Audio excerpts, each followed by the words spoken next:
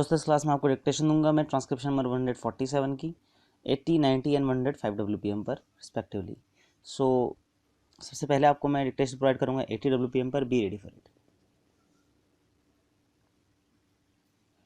One of the serious problems which has been dealt with is the food situation in the country.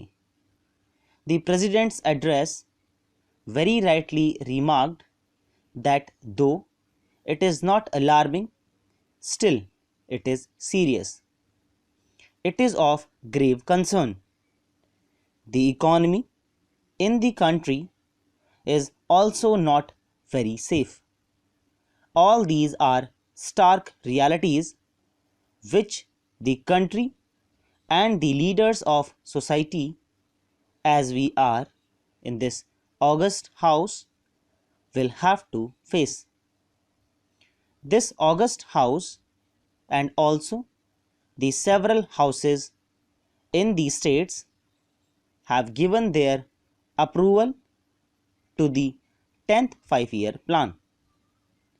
It has been approved and it is already working, though its first year of progress may be very slow for several reasons beyond the control of the Government of India. However, the food situation in the country indicates, as the statistics given by the Ministry of Agriculture show, that there is a steady increase in the production, and as such they have sounded a note of cautious optimism, though it may not have been appreciated by several critics as well as several people in the country because of the rising trend of prices. The rising trend of prices during the last 2 or 3 months clearly goes to show that the food situation is not satisfactory. I do not venture to say that it is deteriorating, but as somebody has remarked, the food situation appears to be a little grave because of lack of purchasing power of the consumer. In regard to food production, there are three factors. One is the producer, the other is the non-producer, and the third is the government.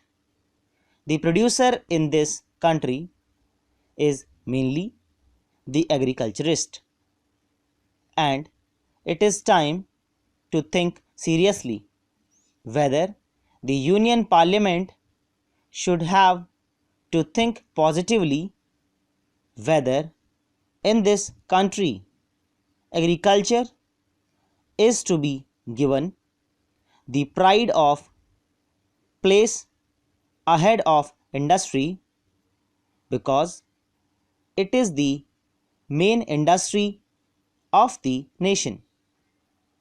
There is a clear distinction between agriculture and industry, and as it has been said by an eminent economist, there cannot be better industry unless there is a improved agriculture. An improved agriculture needs several factors to be considered before we assail the producer in the country. Fortunately, very many speakers who preceded me have sponsored the cause of the producer, though the producer was not so much in the picture. The producers in this country can be divided into three categories. Sir, from my little experience of the rural areas, I can say that growing of food is not a paying proposition to the agriculturists unless and until the prices of food grains are guaranteed. Ours is a marginal production, and we have to see whether this marginal production is to be stepped up to the point of self-sufficiency, in which case we have to see whether the producer needs any protection, whether guarantees can be given as regards the prices of food grains, whether parity of prices can be maintained for food grains vis-a-vis industrial products in our country. If these factors are not taken into consideration, then, sir, poverty will not be liquidated, and unless and until we take the food problem as the vital problem of the nation, I think we will be day by day disappointed in our attempts to relieve the food situation. The food situation is becoming grave because our fast expanding money economy has put more money in the pockets of the people. I have no quarrel with it because the country needs to give relief to the persons who are not well placed in life. But this money economy has played havoc among the rank and file of the various producers in agriculture, because after all, in India, even now, more than 75% of the people depend on agriculture, and if there is a great disparity in income between the industrial labor and agricultural labor, the agricultural labor has no incentive, the smallholder has no incentive to produce more. Besides, growing food grains, as I said, is not a paying proposition, and so the balance is tilted in favor of cash crops.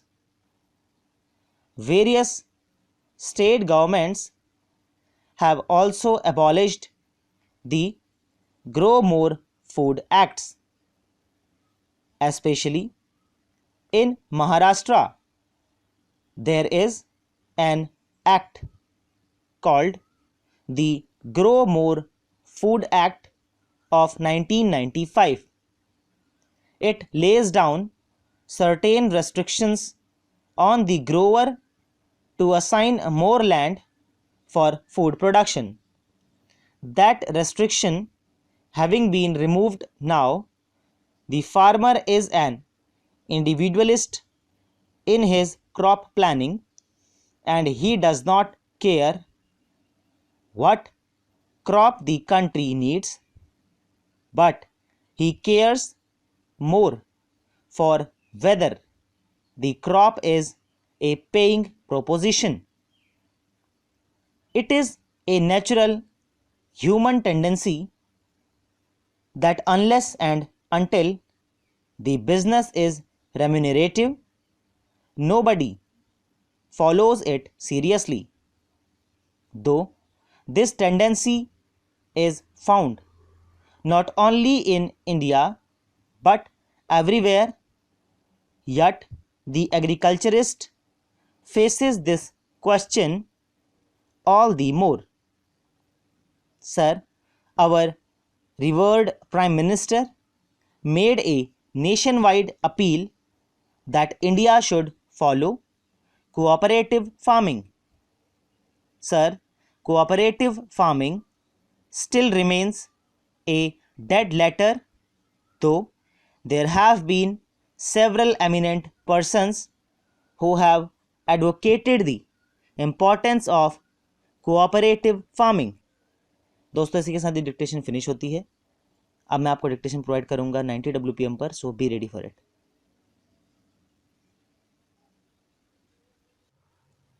One of the serious problems which has been dealt with is the food situation in the country. The President's address very rightly remarked that though it is not alarming, still it is serious. It is of grave concern. The economy in the country is also not very safe.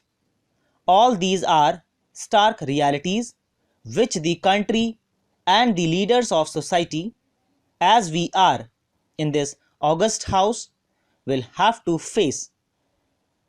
This august house and also the several houses in the states have given their approval to the 10th 5-year plan. It has been approved and it is already working, though its first year of progress may be very slow for several reasons beyond the control of the Government of India. However, the food situation in the country indicates, as the statistics given by the Ministry of Agriculture show, that there is a steady increase in the production, and as such they have sounded a note of cautious optimism, though it may not have been appreciated by several critics as well as several people in the country because of the rising trend of prices. The rising trend of prices during the last 2 or 3 months clearly goes to show that the food situation is not satisfactory. I do not venture to say that it is deteriorating, but as somebody has remarked, the food situation appears to be a little grave because of lack of purchasing power of the consumer. In regard to food production, there are 3 factors. One is the producer, the other is the non-producer, and the third is the government. The producer in this country is mainly the agriculturist, and it is time to think seriously whether the Union Parliament should have to think positively whether in this country agriculture is to be given the pride of place ahead of industry, because it is the main industry of the nation. There is a clear distinction between agriculture and industry, and it has been said by an eminent economist, there cannot be better industry unless there is an improved agriculture. An improved agriculture needs several factors to be considered before we assail the producer in the country. Fortunately, very many speakers who preceded me have sponsored the cause of the producer, though the producer was not so much in the picture. The producers in this country can be divided into three categories. Sir, from my little experience of the rural areas, I can say that growing of food is not a paying proposition to the agriculturists unless and until the prices of food grains are guaranteed.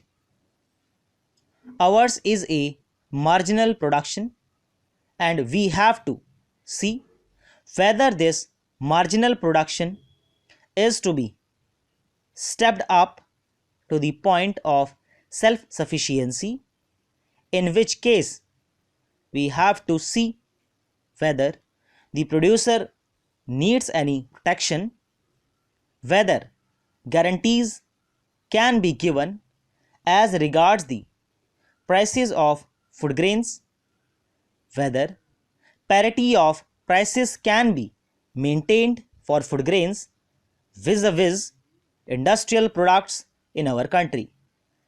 If these factors are not taken into consideration, then, sir, poverty will not be liquidated, and unless and until we take the food problem as the vital problem of the nation, I think we will be day by day disappointed in our attempts to relieve the food situation.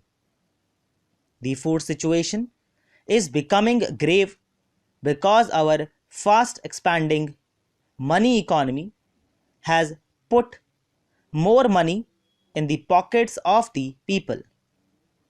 I have no quarrel with it because the country needs to give relief to the persons who are not well placed in life.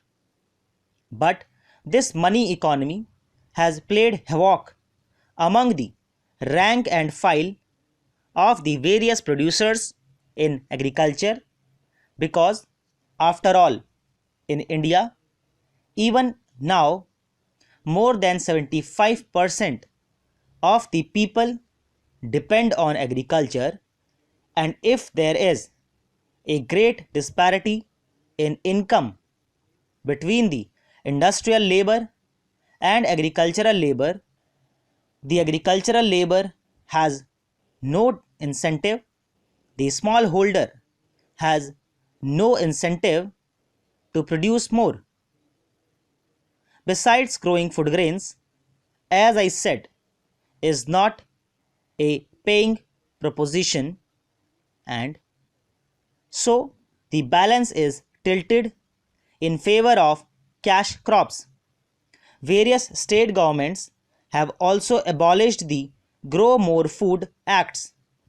Especially in Maharashtra, there is an act called the Grow More Food Act of 1995. It lays down certain restrictions on the grower to assign more land for food production.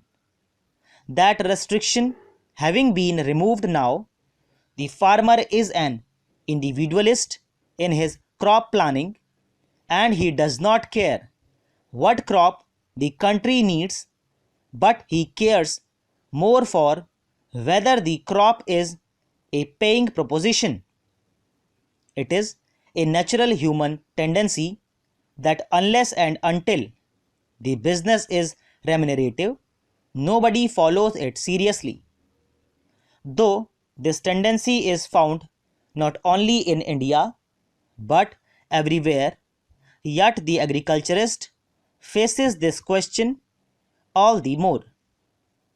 Sir, our revered Prime Minister made a nationwide appeal that India should follow cooperative farming. Sir, cooperative farming still remains a dead letter, though there have been several eminent persons who have advocated the importance of cooperative farming. दोस्तों इसी के साथ ये dictation finish होती है। अब आज की फाइनल डिक्टेशन आपको दूंगा मैं 105 WPM पर, so be ready for it. One of the serious problems which has been dealt with is the food situation in the country. The President's address very rightly remarked that though it is not alarming, still it is serious. It is of grave concern. The economy in the country is also not very safe. All these are stark realities which the country and the leaders of society, as we are in this august house, will have to face. This august house and also the several houses in the states have given their approval to the 10th 5-year plan. It has been approved and it is already working, though its first year of progress may be very slow for several reasons beyond the control of the government of India. However, the food situation in the country indicates, as the statistics given by the Ministry of Agriculture show, that there is a steady increase in the production, and as such they have sounded a note of cautious optimism, though it may not have been appreciated by several critics as well as several people in the country because of the rising trend of prices. The rising trend of prices during the last 2 or 3 months clearly goes to show that the food situation is not satisfactory. I do not venture to say that it is deteriorating, but as somebody has remarked, the food situation appears to be a little grave because of lack of purchasing power of the consumer. In regard to food production, there are three factors. One is the producer, the other is the non-producer, and the third is the government. The producer in this country is mainly the agriculturist, and it is time to think seriously whether the Union Parliament should have to think positively whether in this country agriculture is to be given the pride of place ahead of industry, because it is the main industry of the nation. There is a clear distinction between agriculture and industry, and as it has been said by an eminent economist, there cannot be better industry unless there is an improved agriculture. An improved agriculture needs several factors to be considered before we assail the producer in the country. Fortunately, very many speakers who preceded me have sponsored the cause of the producer, though the producer was not so much in the picture. The producers in this country can be divided into three categories. Sir, from my little experience of the rural areas, I can say that growing of food is not a paying proposition to the agriculturists unless and until the prices of food grains are guaranteed. Ours is a marginal production, and we have to see whether this marginal production is to be stepped up to the point of self-sufficiency, in which case we have to see whether the producer needs any protection, whether guarantees can be given as regards the prices of food grains, whether parity of prices can be maintained for food grains vis-a-vis industrial products in our country. If these factors are not taken into consideration, then, sir, poverty will not be liquidated, and unless and until we take the food problem as the vital problem of the nation, I think we will be day by day disappointed in our attempts to relieve the food situation. The food situation is becoming grave because our fast expanding money economy has put more money in the pockets of the people. I have no quarrel with it because the country needs to give relief to the persons who are not well placed in life.